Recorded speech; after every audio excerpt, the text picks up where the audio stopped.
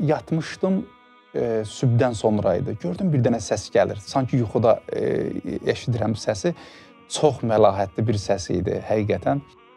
Nə qarinin adını bilmirdik. Çünki ərəb dilində də bilmirdik. Ərəb dilində gedən proqramlar idi və o səsi biz yazırdıq. O səsin içindən bir dənə ayəni mən götürürdüm. Bir ayə, iki ayə əzbərləyirdim. Bütün Quranı axtarmalıydım. Mütaliə eləyəndə görür ki, Misirin özündə yarananda bu məsələ, yəni çoxları bunu ilə əks olublar. O mühafizəkarlar ki deyirik, onlar nə bilim 4 muğamı əvvəl qəbul eləyiblər, amma bəziləri heç buna baxmayıblar və yollarına davam eləyiblər. Qədim qarilər, mühafizəkarlar bunu deyiblər ki, qardaş, kəlam qabaqda olmalıdır. Səs arxada olmalıdır. Amma bu günləri bəzən vaxtı onun əksində görmək olur bəzi qarilərdə, təəssüflər olsun.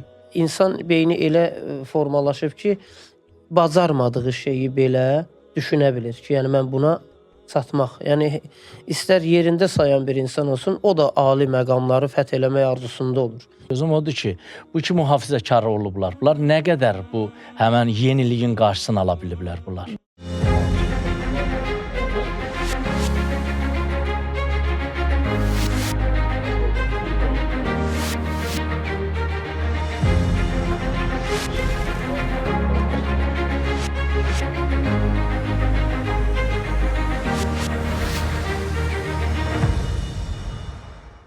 Salam əziz izləyicilər. Quran ətri verilişində hər birinizi xoş gördük. Salamlayıram əziz ustadlar Hacı Ruslan müəllim.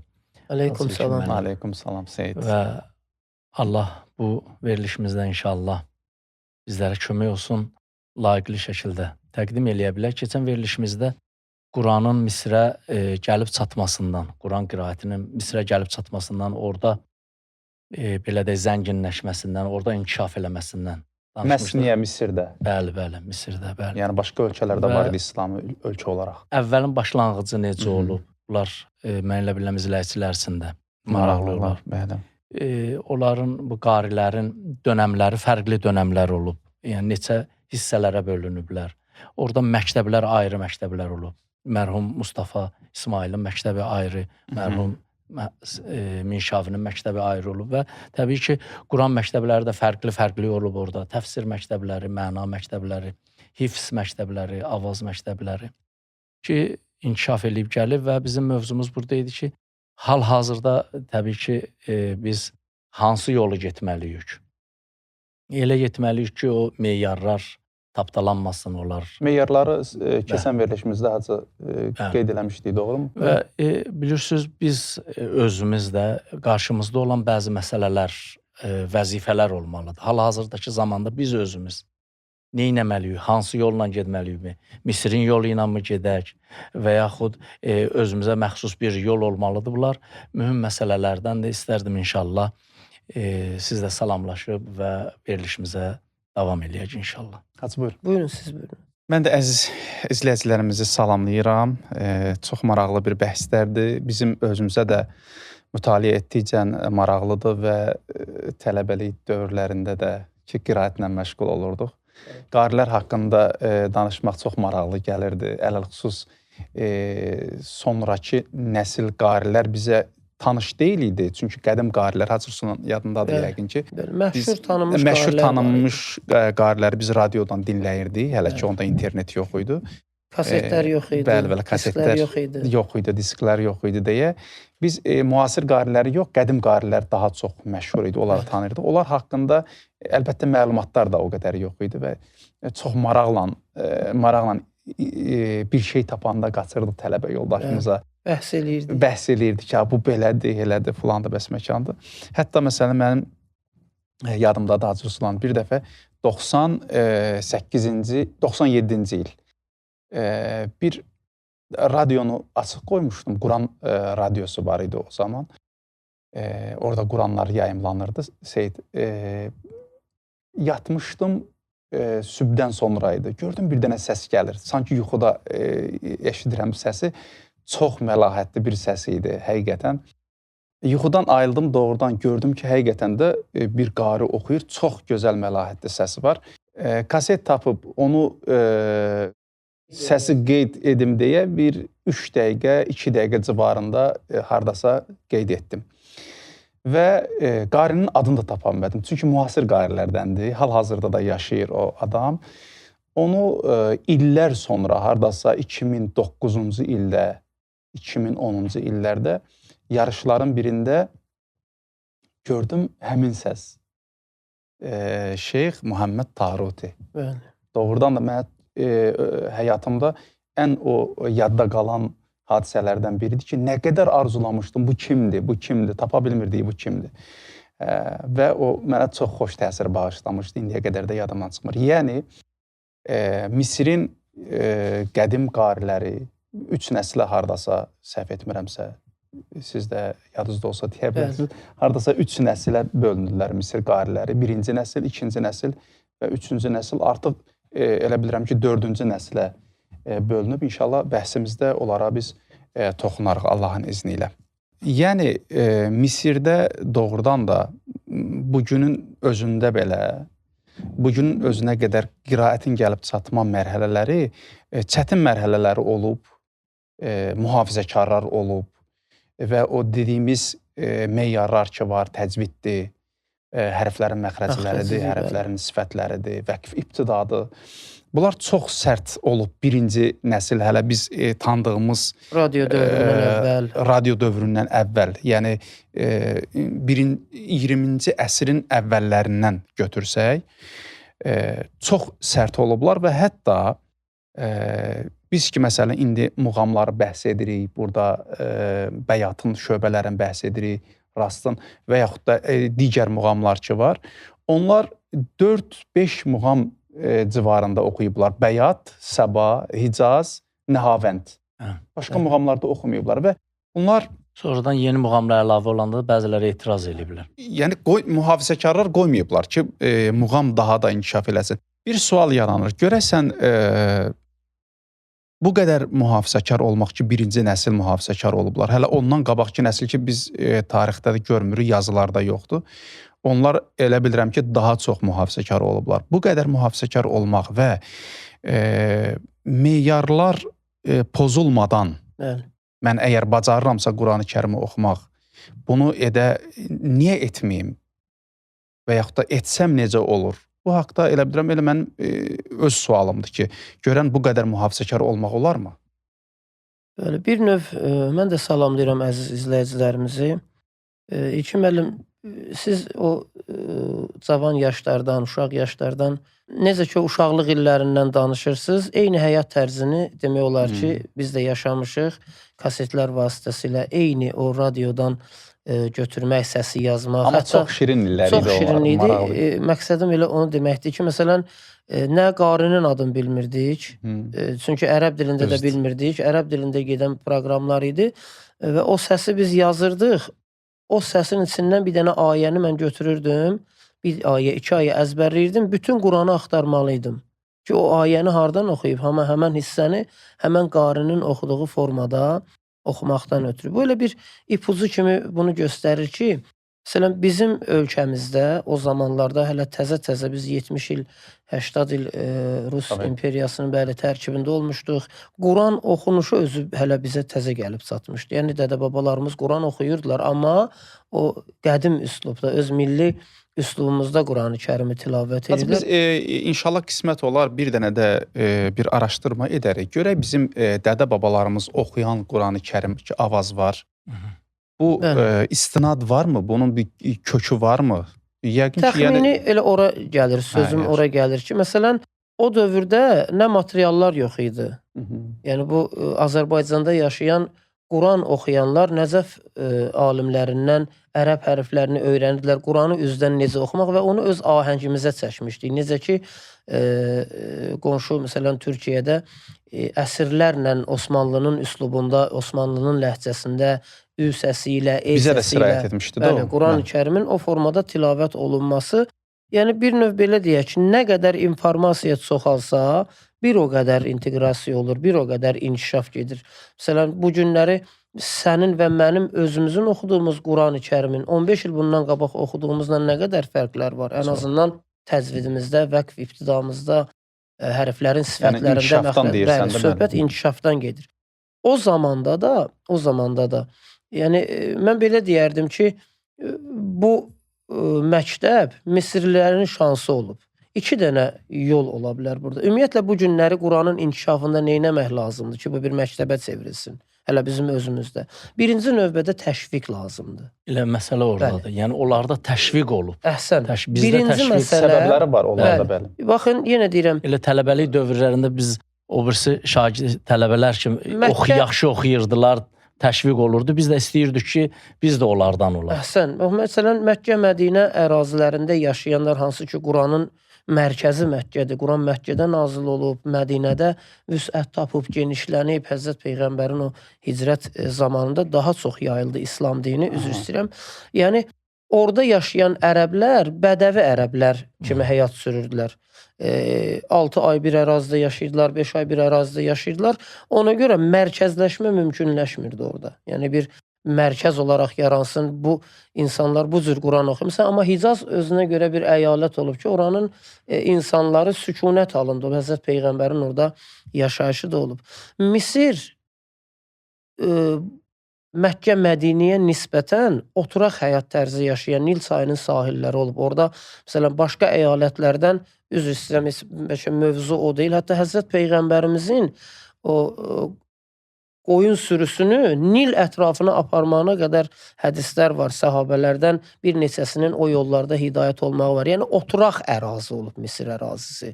Orada, məsələn, insanlar öz əyalətlərində inkişaf tapa bilirdilər. Eyni zamanda da insanların o işə olan marağı, həvəsi və belə deyək, daimi o işlə mütəmadi məşğul olmaq. Əlbəttə, bu günləri biz hər hansısa bir verilişi çəkirik, efirə qoyuruq.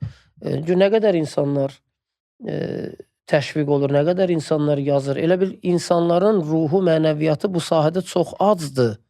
Amma Misirdə bunu gətirib məktəb şəklinə salmışlar. Ən azından Misirdə indi bu gün nə qədər qəbul olsa da, olmasa da qədim universitetlərdən biri var. 100 illərə dirənən universitet var. O dövrün, belə deyək, karvansaralarında belə mədrəsə şəklində dərslər deyərdilər. Bunların hamısı o inkişafa gətirib çıxardan yollar. Elə bilirəm ki, yəni birinci mərhələdə elə təşviq məsələsidir.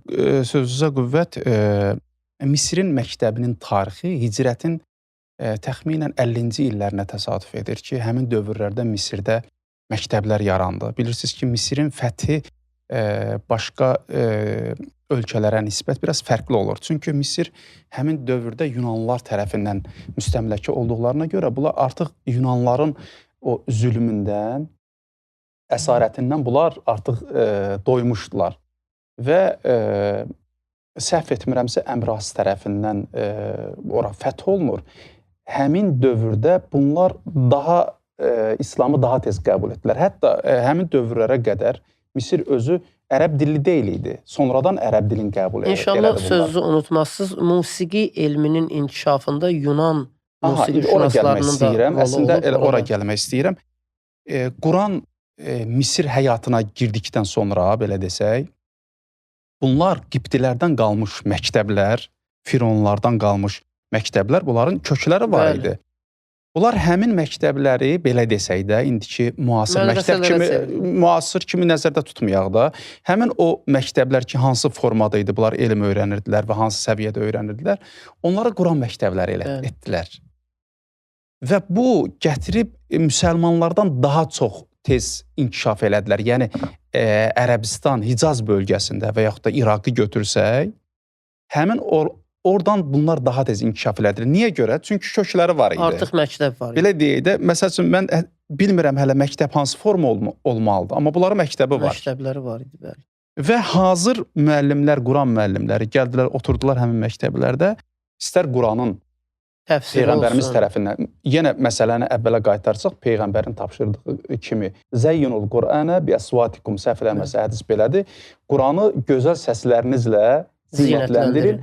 Bu hədislərə əməl edərək və Mədinədən olan Quran qariləri ki, həmişə Fatihlərin kənarında Quran qariləri də olurdu. Çünki məqsəd Quran-ı Kərimi düzgün çatdırmaq idi cəmiyyətə. İstər haqq olsun, istər batil şahlar olsun. Onlar tərəfindən öyrədildi və Misir bu illərdən belə deyək də başladı inkişaf eləməyə yavaş-yavaş. Yəni harda olurlar olsun, İndi Quran məsələ oxuyucuları beləncə, belə yanlarında olur.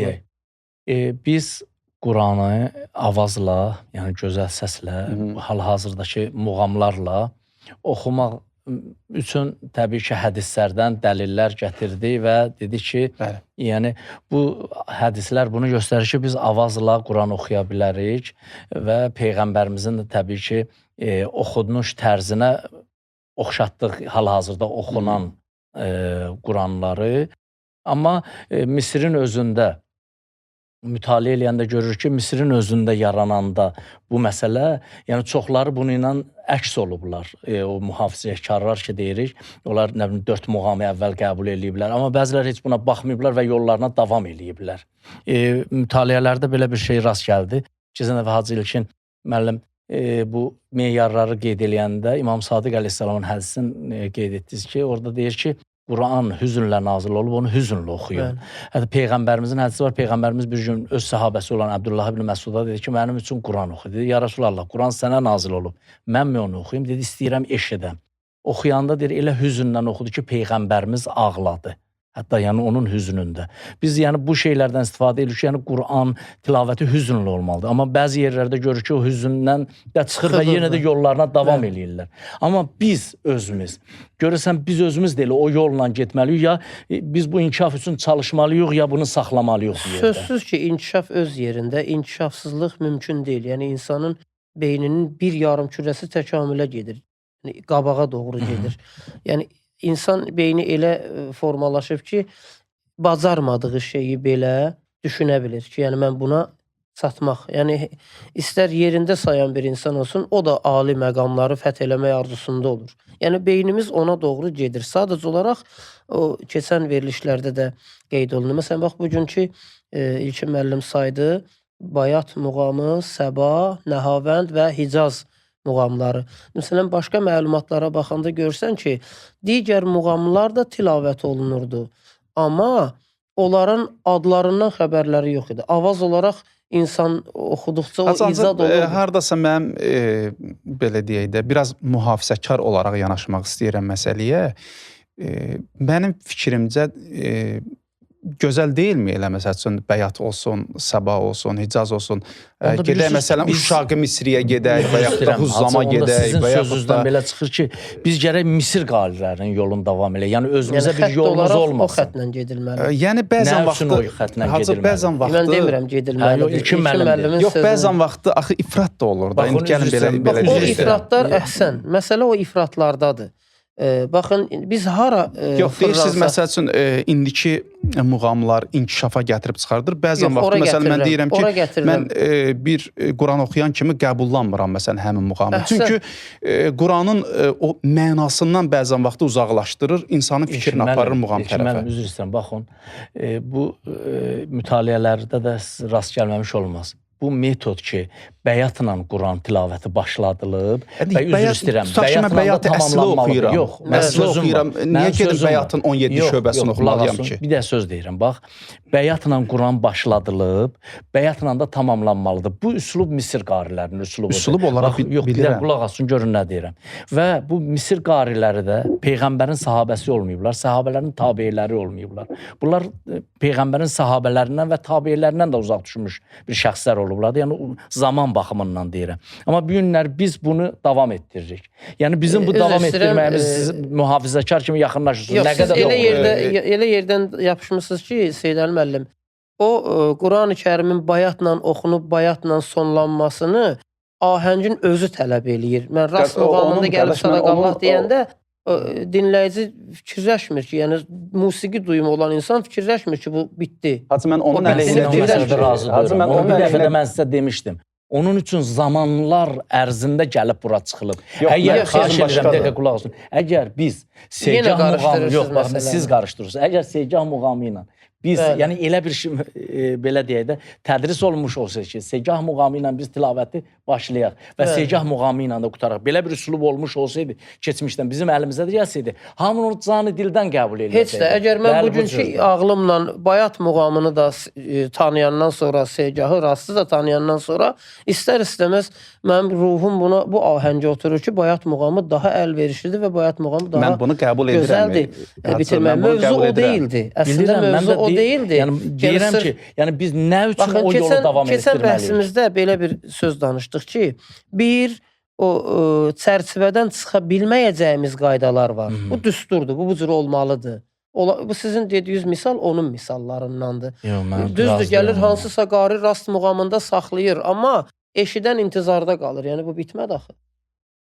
Bitmədi. Mənim sözüm budur ki, məsələn, İlkin müəllimin dediyi o 4 dənə muğam üzərində oxumaq məsələsi və elə bir dövrə gəldik, çatdıq ki, bəli, ancaq bütün dünya 4 dənə muğam üzərində oxuyur. Amma insanların Allahın bizə verdiyi 7 dənə hal var da, insan bu 7 haldan istəsə də çıxa bilmir. 8-ci halımız yoxdur.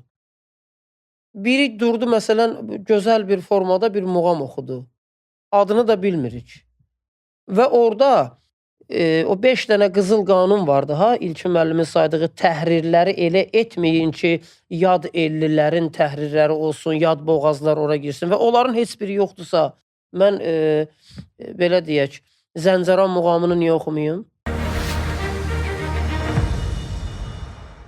Mən öz fikirlərimi deyirəm və mən həmin dövrdə yaşasaydım, mən də belə deyək də, onlar kimi yanaşardım bu məsələlərə. Amma bugün yəni müəyyən qədər bu inkişaflardan ki danışırıq, yəni məsələni ona gətiririk ki, bu oxunan yeniliklər də elə bir formada olmalıdır ki, qari getməsin həmin musiqi dalıca qalmasın. Musiqi dalıca getməsin də. Yəni bilmirəm fikrimi çatdıra. Yəqin ki fikrimi çatdıra. Mən inanmıram ki siz o mühafizəkarlıqda 4 muğamın üstündə qalasınız.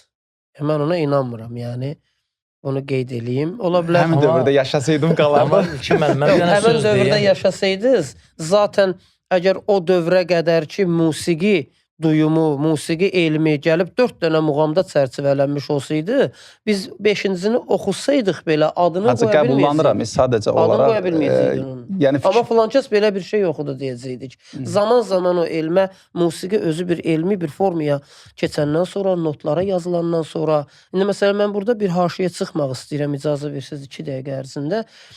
Boğazlar hardan yarandı? Məsələn, bugün Azərbaycanın öz milli boğazlarımızın içində Şirvan boğazı var, Qarabağ boğazı var, düzdür? Fərqli-fərqli boğazlardır. Məsələn, Fars boğazı var, Ərəb boğazı var. Musiqi alətləri o xalqın öz mədəniyyətindən doğan bir alətlərdir. Baxın, məsələn, pianino var, qarmon var, gitara var, tar var, ud var. Bunlar musiqi alət. Məsələn, ney var. Məsələn, klarnetdə neyin hissiyatını verə bilmir klarnet ustası. Eynilə də ney alətində klarnetin ifasını çatdıra bilmir. Biri saz çalırsa, sazın özünə görə triyokları var. Tarın öz triyokları var, skripkanın öz triyokları var. Bir nəfər qarmon çalır. Qarmonda vurduğu triyoku pianinoda vuramır. İkisi də bayat şiraz ifa eləyir. Başa düşürsünüz?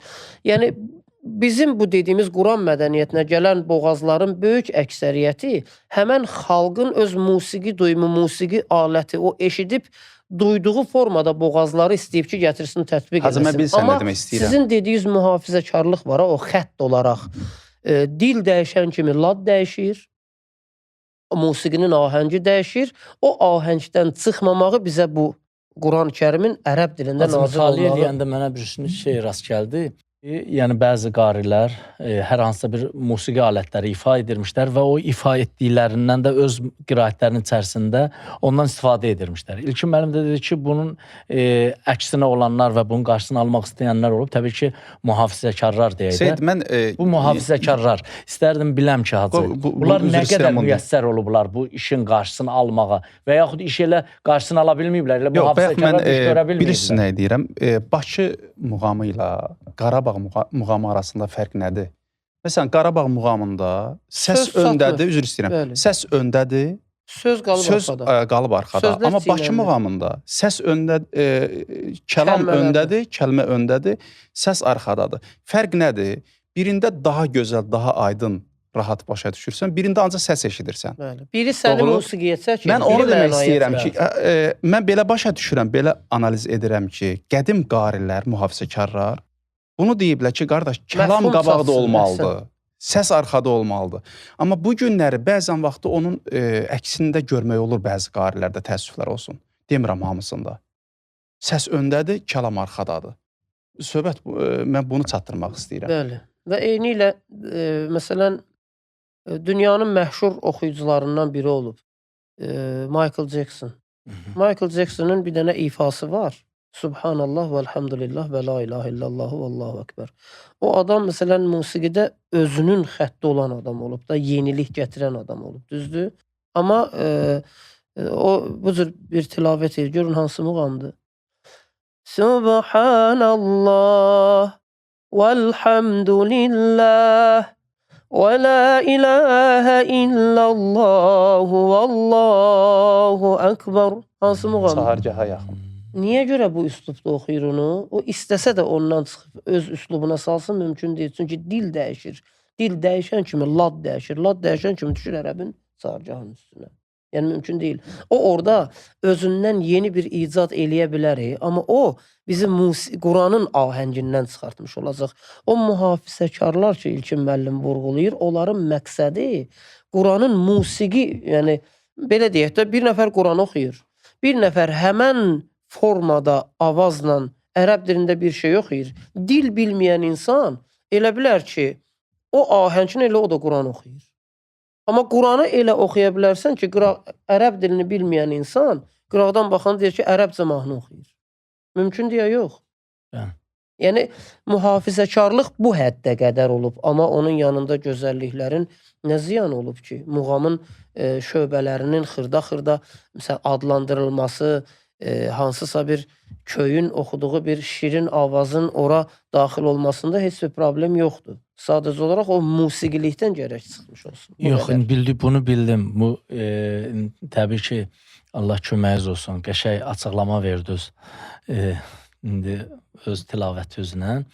Amma mənim sözüm o deyir. Sözüm odur ki, bu iki mühafizəkar olublar. Bunlar nə qədər bu həmən yeniliyin qarşısını ala biliblər bunlar? Bir zamanlar mənim yadımda olan Misir qarilərinin hansı ki o məktəb ki var idi, orada hər bir kəsin qari olması asan deyildi. Yəni bizdəki kimi deyildi. Təbii ki, icazə vermirmişlər. Hər məsələn yüngül bir avazı olan, təcvidi kamil olmayana da bəzən deyirik Quran ustadıdır. Biz onu ehtiramdan deyirik. Yəni bir təşviq üçün deyirik filan Quran qarisi. Amma orada 20 il məktəb oxunurdu. 20 il o can qoyurdu. Sonra gəlirdi, imtahan verirdi. Orada bəlli olurdu bu insanın o ya oxunuş qaydasından, tilavətindən ki, bu nə qədər əlavələr eləyib, o yazılan qaydalardan çıxıb-çıxmayıb, sonra onun imzası atılırdı. Əgər o sistem olsa, bu gün də olsa, o sistem bu günlər əgər Misir məktəbinə bağlı qalmış olsaydı, yəni bu qədər qarilər çıxıb öz işlərini görə bilməzdilər və nə qədər insanlar Misirdən etiraz eləyiblər, nə qədər qarilər Misirdən çıxıblar, qəbul olunmadıqlarına görə. Hacı Xəlil Hösəri 60-cı illərdə ilk radioya Quran tərtilini yazan bir şəxsdir. Mən onun haqqında oxuyanda deyir ki, bu özü Xəlil Hösəri həmin bu qarilərin tərkib hissəsində olan o mühafizəkarlardandır. Bunun özü tərtili oxuyur, Quranı oxuyur. Gəlirlər bunun özündən belə bəzi yerləri çıxartdırırlar, yenidən oxutdururlar. Gör nə qədər bunlar təcvidin, əhkamın, sıfatın, avazın. Xəlil Hösərinin avazı necə çox sadə bir avazdır. Bismillahirrahmanirrahim.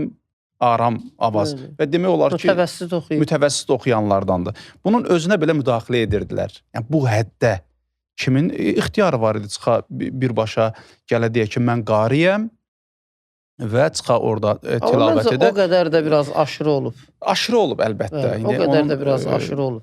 Hər halda inkişafın qabağını ala bilməyiblər də, belə deyək. Mən çox bir maraqlı bir bu məktəblər haqqında istəyirəm bir dənə icazənizlə Buyurun. hadisəni danışım. Hicrətin 170-ci illərində. Yəni kök hara bağlanır, onu demək istəyirəm Seyid. Hardasa miladi təqvimlə 763-809-cu illər eləyir hardasa. Harun Rəşid adam göndərir, xəlifədir, Abbasi xəlifəsidir. Adam göndərir Malik İbn Ənəsin yanına. Malik İbn Ənəs də müəllimdir. Yaxşı, ərəb dili qrammatikası və Quran hafizi, Quran müəllimi. Göndərir ki, gedin ona xəbər verin ki, gəlib mənim oğlanlarıma Məmunla Əminə dərs versin. Malik bunu qəbul etmir və xəbər göndərir ki, gedin ona deyin, elm göndərilmir. Elmə tərəf gedilir. Və gəlir bunu Haruna deyirlər, o da fikirləşir və qəbul edir və hətta Malik orada istəyir ki, məktəbi tanıtdırsın. Nə olsun xəlifəsən? Deyir ki, sənin övladların cəmaatın balası kimi necə gəlib diz atıblar, oturublar, dinləyirlər, sənin də övladların elə etməlidir, elm öyrənməlidir. Misirin məktəbləri təxminən mən oxuyurdum ki, bunların sistemləri necə olub? Yəni, əziz izləyicilərimizə də maraqlı olar. Misirin məktəb sistemi evlər olub, Seyid. Bayaq dedim, qibtilərdən qalmış bəzi yerlər olub ki, onlar sonradan ibadətgaha çeviriblər və ələlxüsus evlər. Baxıram, bugünkü müasir qarilər etiraz edirlər ki, niyə Əl-Əzhər Universiteti bu evlərdə olan təhsilin müdafiə eləmir? Və onu müdafiə etmirlər deyə deyir ki, bugünkü hafizlərin sayı azalıb, qarilərin keyfiyyəti aşağı düşüb və s. Etiraz edirlər. Misirin deməli, evdə müəllim sırayla şagirdlər oturur və Quran tədris edirlər, ərəb dili tədris edirlər və yaxud da qiraət və yaxud da hifz öyrənirlər. Orada mən, bu da maraqlı gəldi, deyir ki, müəllimin maaşı və hüququ insanlar tərəfindən o qədər deyir, az bir miqdarda idi. Hətta deyir, biri məsələn əkin əkirdi, müəyyən miqdar onun payı olurdu onda. Biri toyuq saxlayırdı, toyuq gətirib verirdilər. Biri hətta da yumurta gətirib verirdi ki, müəllim o tədrisdən geri qalmasın. Yəni, müəllim bütün vaxtını ayırırdı həmin evdə şagirdlərə Quran dərsi, hifz dərsi və başqa dərslərdə keçirdilər. Bizim elə qədim ruhanilərimizdə də oradan. Biz elə dərs almışıq da. Evlərində neynəyərdilər? Quran dərsi qoyardılar. O şirin günlər hələ də bizim ölənə qədər o yadımızdan çıxmayacaq. Allah olan ruhunu şad eləsin. Allah hamısına rəhmət eləsin. 88-ci ildən biraz da qabaqdan hesablasan elə evlərdə keçirdilər də Quran dərslərini. Bizə gətirib o kişilər çatdırmışlar. Yəni, onun bərəkəti nə qədər idi? Acı, mən sonunda bilirsiniz nə istərdim, sizin diqqətinizə çatdıram. Mənim bu məsələlər haqqında son fikrim budur. Təbii ki, indi siz bununla razılaşmaq və yaxud razılaşmamaq məcburiyyətində deyilsiniz. Amma məsələ budur ki, mənim fikrim budur ki, bizim özümüzün, təbii ki, verilişin əvvəlində Peyğəmbərimizin hədislərin bir-bir söyləyib ki, Peyğəmbər Quranı belə oxuyurdu və bu buna işarədir, Peyğəmbər ahəstə oxuyurdu, bu buna işarədir deyirdiniz. Təbii ki, imamlarımızdan bizim kifayət qədər bu haqda hədislər var. Mənim sözüm budur ki, bizim özümüzün, istər Azərbaycan olsun, hər belə biz üçün Azərbaycanda yaşayırıq deyibən, imamlarımızın o qoyduğu xətlərdən, o qoyduğu meyarlardan çıxmamaq şərti ilə özümüzün bir yolumuz olsa, təbii ki, yəni də deyirəm, Misirlilərin oxuduğu bizim üçün, mən fikrim budur ki, vəhyimizə deyil. Yox, xahiş edirəm. Mən sual vermək istəyirəm. Yox, mən deyirəm, imamlarımızın buyurduğu o meyarlardan çıxmamaqla öz üslubumuz olaraq bir Quran məktəbi və tilavəti davam edir. Bayaq mən onu dedim də, biz buna baxmalıyıq. Mən bugün burada elə bir iddialar eləyərəm ki, hamı heyrətdə qalar. Amma o iddianın siz nümunəsini gərək qoyasınız ortaya ki, bu bizim ixtiramızdır və o deyilən qayda qanunlardan çıxmır və bunu mənimsəmişik. Quranın o dilin və dünya standartlarına uyğun olan lad məsələsindən də çıxmırıq.